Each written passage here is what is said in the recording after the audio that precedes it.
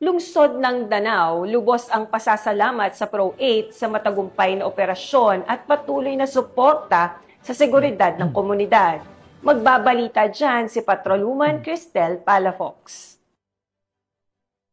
Ng pinsalang idinulot ng bagyong Tino at Uwan sa Cebu, ang Police Regional Office 8 sa pangangasiwa ni Police Brigadier General Jason L. Capoy, Regional Director, ay hindi nag-atubiling naghatid ng tulong sa pamamagitan ng relief operations at PNP Pro 8 free Wi-Fi sa mga residente na apektado ng bagyo sa naturang lugar. Ang lungsod ng Danao sa pamumuno ni Honorable Mayor Ramon Dorano III ay lubos na nagpapasalamat sa kabayanihang hatid ng Pro 8 sa gitna ng unos na dinanas ng lungsod. Gusto ko lang magpasalamat sa inyo sa inyong laking tulong since noong November 4. Pasalamat ko rin sa inyong RD, si General Jason Capoy.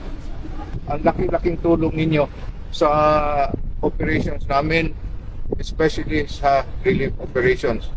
Pati din sa mga commanding officers ninyo. Sa kabila ng mga pagsubok na nararanasan sa ating bansa, ang Police Regional Office 8 ay nananatiling matatag at tapat sa sinumpahang tungkulin na maghatid ng serbisyong pampubliko. Patunay ng kanilang walang sawang dedikasyon sa serbisyong may malasakit sa anumang dako ng bansa.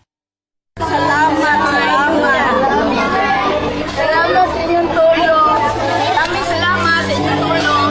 Salamat. Mula dito sa Eastern Visayas, ako ang inyong PNN correspondent, Patrolwoman Palafox, alagad ng batas, tagataguyod ng Balitang Pulis.